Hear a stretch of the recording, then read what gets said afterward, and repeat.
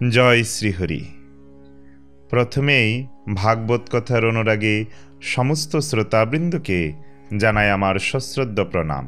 অতপর এই ভবসিন্ধু পারের সেতুস্বরূপ গ্রন্থরাজ শ্রীমদ্ ভাগবতের বন্দনা করে শুরু করছি শ্রীমদ্ ভাগবতের তৃতীয় স্কন্দের ত্রয়োবিংশ অধ্যায় কর্দম ও দেবহূতির বিমান বিহার। তাই সবাইকে মনোযোগ সহকারে শ্রবণ করার অনুরোধ রইল। তার আগে অমৃত কাদম্বিনী চ্যানেলটি সাবস্ক্রাইব না করলে এখনই সাবস্ক্রাইব করুন আর নিত্য ভাগবত কথা শ্রবণ করুন। হরি ওম তৎসৎ।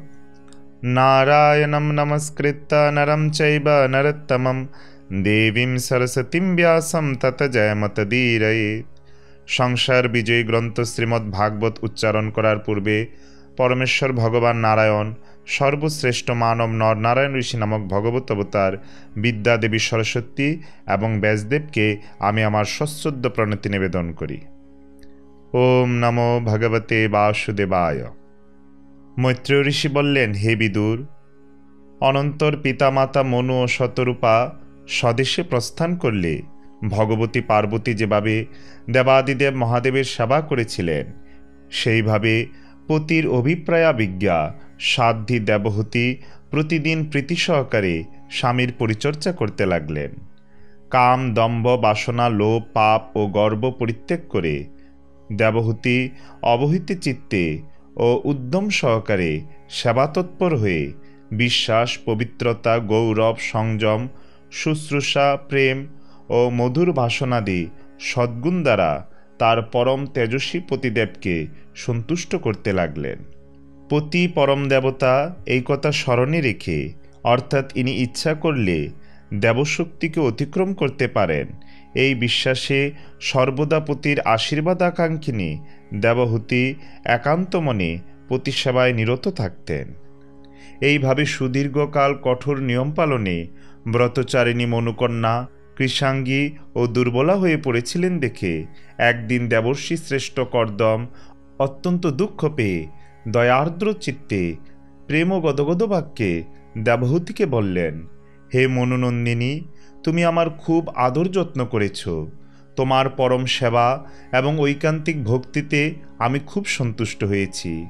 দেহীগণের কাছে তার নিজ দেহ অতীব প্রিয় ও আদরণীয়, কিন্তু তুমি আমার সেবা কার্যে তোমার এই দেহ ক্ষীণ হলেও সেদিকে কোনো ভ্রুক্ষেপ করছো না।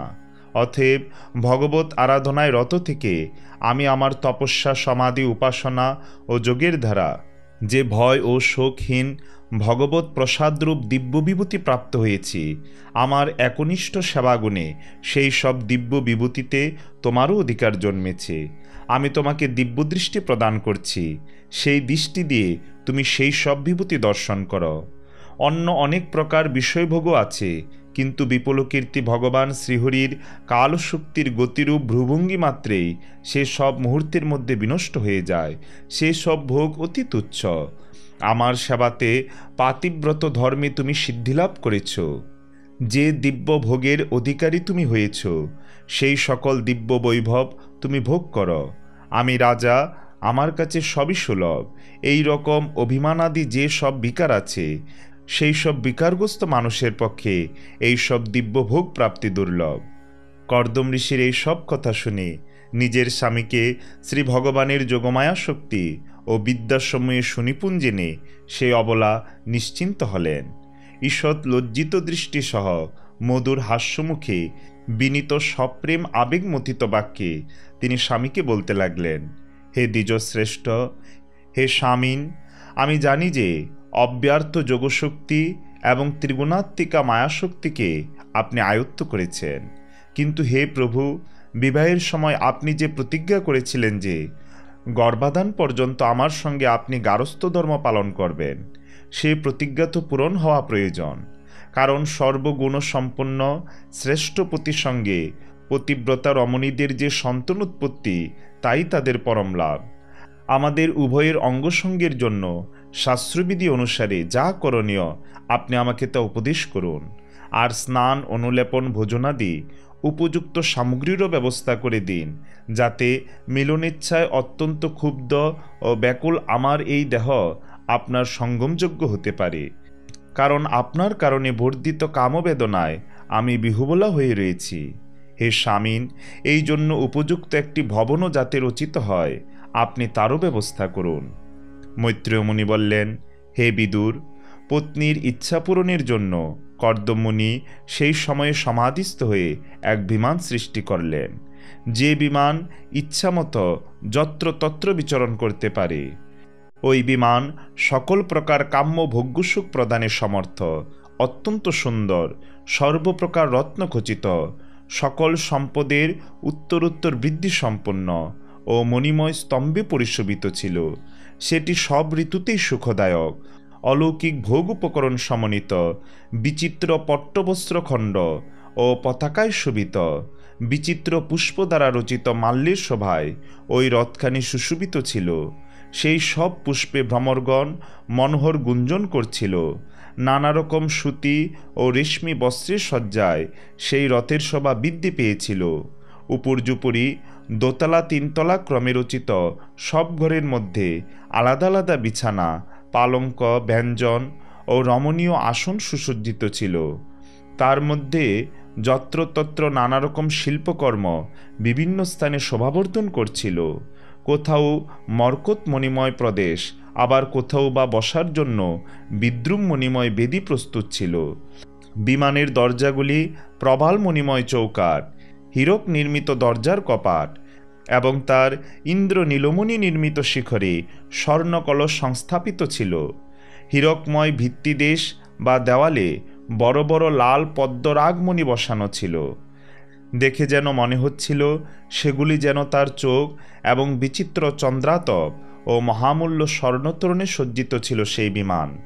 ওই বিমানের মধ্যে যেখানে সেখানে সর্বত্র কৃত্রিম হাঁস, পায়রা ইত্যাদি পক্ষী সাজানো ছিল। পাখিগুলো যেন জলজন্ত সচল বলে মনে হচ্ছিল। সেই কৃত্রিম পাখিগুলিকে জীবন্ত মনে করে বহু বহু হাঁস, পায়রা ইত্যাদি পাখির দল তাদের কাছে বসে কুঞ্জন করছিল। বিমানের মধ্যে ক্রীড়াস্থল, শয়নকক্ষ, উপভোগ স্থান, আঙিনা এবং পাঁচিলের বাইরের চত্বর ইত্যাদি নির্মিত ছিল। এতে ওই বিমানটি কর্দম মুনিকেও সবিশেষ রূপে বিস্মিত করছিল। এই রকম সুন্দর ভবন দেখেও দেবহূতি যখন বিশেষ আনন্দিত হলেন না, তখন সর্বজ্ঞ কর্দম মুনি তার মনের ভাব পরীক্ষা করার জন্য নিজেই বললেন, হে ভয়শীলে, তুমি এই বিন্দু সরোবরে স্নান করে বিমানে গিয়ে ওঠো। এই তীর্থ স্বয়ং ভগবান বিষ্ণু কর্তৃক নির্মিত। এখানে স্নান করলে মানবগণের সর্বপ্রকার কামনা সিদ্ধ হয়ে থাকে। কমল নয়না দেবহূতি স্বামীর আদেশ শিরোধার্য করে সরস্বতী নদীর পবিত্র জলের আধার বিন্দু সরোবরে নেমে গেলেন। সেই সময় তিনি একটি মলিন বস্ত্র পরিহিতা ছিলেন। কেশপাশ সংস্কারবিহীন হওয়াতে, জটাবদ্ধ সমস্ত দেহ ধূলিধূসরিত হওয়াতে স্তনযুগল পর্যন্ত বিবর্ণ হয়েছিল। সরোবরে ডুব দেওয়া মাত্রই তিনি জলের মধ্যে একটি গৃহে অবস্থিতা 1000 কন্যাকে দেখতে পেলেন। তারা সকলেই কৈশোর অবস্থার এবং তাদের শরীর থেকে পদ্মের সুগন্ধ বিকীর্ণ হচ্ছিল। দেবহূতিকে দেখেই সেই সব কন্যাগণ সহসা দাঁড়িয়ে উঠে হাত জোর করে বলতে লাগলেন, আমরা আপনার দাসী, আমাদের আদেশ করুন, আমরা আপনার কি সেবা করব। হে বিদুর, সেই কন্যাগণ অতি সম্মান সহকারে বহুমূল্য তৈলানুলেপনাদি এবং সুগন্ধি দ্রব্যাদি দ্বারা দেবহূতিকে স্নান করিয়ে 2টি নতুন ও নির্মল বস্ত্র এবং উত্তরীয় পরতে দিল। তারপর তারা মহামূল্য শ্রেষ্ঠ দীপ্তিময় সুন্দর আভূষণে তাকে সজ্জিত করল। সর্বগুণযুক্ত অন্ন এবং অমৃততুল্য সুস্বাদু পানীয় প্রদান করল। অনন্তর দেবহূতি দর্পণে নিজ প্রতিবিম্ব দর্শন করলেন। তিনি দেখলেন তার গলায় সুগন্ধি পুষ্পমাল্য দুলছে, পরিধানে স্বচ্ছ বস্ত্র, দেহ নির্মল ও কান্তিময়, এবং সেই দেহ ওই কন্যাগণ অতি যত্ন সহকারে নানাবিধ মাঙ্গলিক সজ্জায় সাজিয়ে দিয়েছে। গন্ধ তৈলাদি দ্বারা মস্তকের পারিপাটা হয়েছে।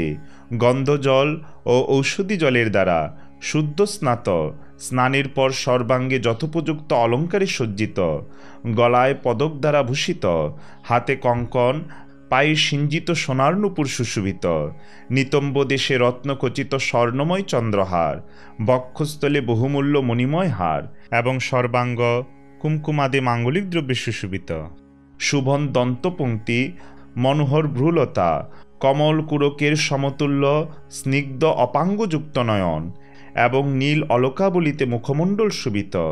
হে বিদুর, দর্পণে এই রকম মনোহর নিজের রূপ দেখে দেবহূতি তার প্রিয়তম পতি দেবতাকে যেইমাত্র স্মরণ করলেন, তখনই দেখলেন যে ওই সকল কন্যাগণে পরিবৃতা হয়ে তিনি প্রজাপতি কর্দমের আশ্রমে তার সামনে উপনীত হয়েছেন। সহস্র কন্যার সঙ্গে নিজের পতির সন্নিধানে নিজেকে অবস্থিত দেখে স্বামীর যোগশক্তির বিভূতিতে দেবহূতি বিস্মিতা হলেন। হে শত্রুদমন বিদুর, প্রজাপতি কর্দম দেখলেন যে শুদ্ধ স্নান করে পরিষ্কৃত দেহে বিবাহ পূর্বকালের রূপে রূপবতী হয়ে দেবহূতি অপূর্ব সুন্দর শ্রী ধারণ করেছেন। তার সুন্দর মনোহর স্তনযুগল কুচপট্টিকা দ্বারা সম্যকভাবে আচ্ছাদিত, সহস্র বিদ্যাধারী তার পরিচর্যায় রত, পরিধানে সুন্দর বস্ত্র শোভা পাচ্ছে।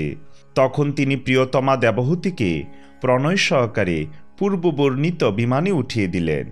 সেই সময় কর্দম ঋষি যদিও দেবহূতির প্রতি অত্যন্ত অনুরক্ত হয়েছিলেন, তথাপি তার মহিমা একটুও লুপ্ত হয়নি। বিদ্যাধারীগণ তার সেবা করতে লাগল। কুমুদবৃন্দের বিকাশকারী গগনস্থিত নক্ষত্রমালা পরিবৃত নির্মল পূর্ণচন্দ্রের মতো অতীব সুন্দর সেই বিমানে কর্দমমুনি প্রিয়তমার সাথে শোভা পেতে লাগলেন। সেই বিমান থেকে তিনি দীর্ঘকাল যাবৎ কুবেরের মতো সুমেরু পর্বতের গুহাসমূহে বিহার করতে লাগলেন। সেই গুহাগুলি অষ্টলোক পালগণের বিহার স্থান। কামদেবের সহচর বন্ধু শীতলমন্দ সুগন্ধ বায়ু সেখানে সর্বদাই প্রবাহিত এবং গঙ্গা নদীর স্বর্গ থেকে মঙ্গলময় পতন শব্দে স্থান যেন নিরন্তর মুখরিত। সেই সময়েও দিব্য বিদ্যাধারীগণ তার সেবায় রত ছিল এবং সিদ্ধগণ বন্দনাগীত গাইছিলেন।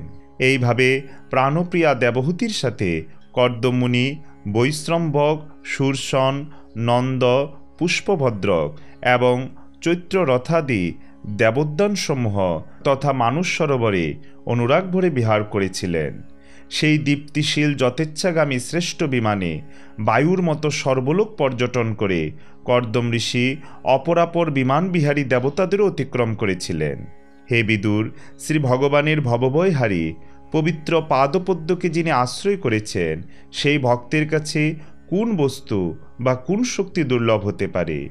এইভাবে মহাযোগী কর্দম দ্বীপ ও বর্ষাদি সংস্থান বিশেষে এই সমগ্র ভূমণ্ডল যতদূর বিস্তৃত, অত্যাশ্চর্য সেই ভূমণ্ডল তার প্রিয়তমাকে দর্শন করিয়ে নিজ আশ্রমে ফিরে এলেন। অতঃপর তিনি নিজেকে 9 রূপে বিভক্ত করে রমণোৎসুকা মনুকন্যা দেবহূতিকে আনন্দ প্রদান করে তার সাথে বহুবৎসর বিহার করলেন। কিন্তু এই দীর্ঘ সময় তাদের কাছে মুহূর্তের মতো কেটে গেল।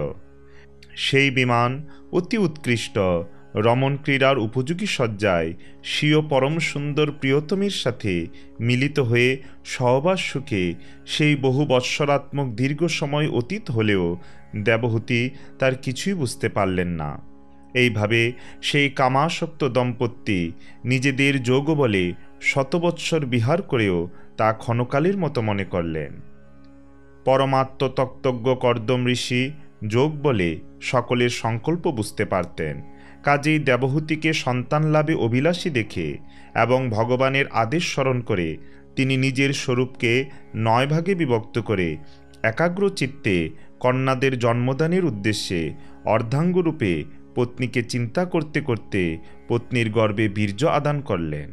এর ফলে দেবহূতি একসাথে 9টি কন্যা সন্তান প্রসব করলেন।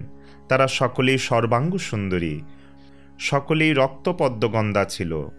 এই সময় শুদ্ধ সত্যাসতী দেবহূতি দেখলেন যে পূর্ব প্রতিজ্ঞা অনুযায়ী তার পতিদেব সন্ন্যাসাশ্রম গ্রহণ করে বনগমনে উদ্যত হয়েছেন। তিনি অন্তরের দুঃখ বেদনা চেপে রেখে অতি কষ্টে অশ্রু সংবরণ করে বাইরে প্রফুল্ল বদনে মৃদু হাস্যে ব্যাকুল ও সন্তপ্ত হৃদয়ে অধোবদনে নখমণি মণ্ডিত চরণ কমল দিয়ে মাটিতে আঁচড় কাটতে কাটতে ধীরে ধীরে অতি মধুর বাক্যে স্বামীকে বললেন, ভগবান, বিবাহকালে আপনি যা যা প্রতিশ্রুতি দিয়েছেন সবই এখন পূর্ণ করেছেন। তবুও আমি আপনার শরণাগত, আমাকে অভয়দান করুন। হে ব্রাহ্মণ, এই কন্যাদের উপযুক্ত পাত্রের সন্ধান করতে হবে, এবং আপনি সংসার ছেড়ে চলে গেলে আমার জনম মরণ রূপশোকে সান্ত্বনা দেবার জন্য কাউকে প্রয়োজন। হে প্রভু, এতদিন পরমাত্মার থেকে বিমুখ হয়ে আমার জীবন ইন্দ্রিয় ভোগশোকে নিরর্থক নষ্ট হয়েছে। আপনার পরম তত্ত্ব বুঝতে না পেরে আমি ইন্দ্রিয় বিষয়ে আসক্ত থেকে আপনার প্রতি অনুরাগী ছিলাম। তবুও প্রার্থনা করি যে এই অনুরাগও আমার সংসার ভীতি বিদূরিত করতে সহায়ক হোক।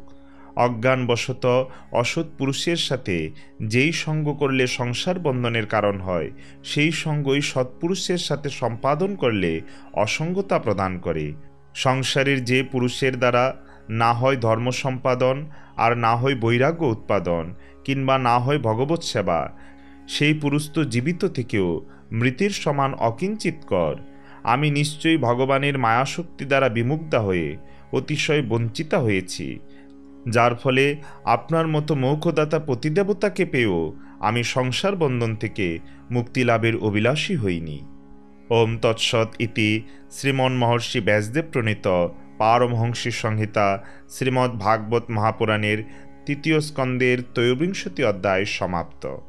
পরবর্তীতে আমরা শ্রবণ করব শ্রীমদ্ ভাগবতের ৩য় স্কন্দের ৪র্বিংশ অধ্যায় শ্রী কপিল দেবের জন্ম।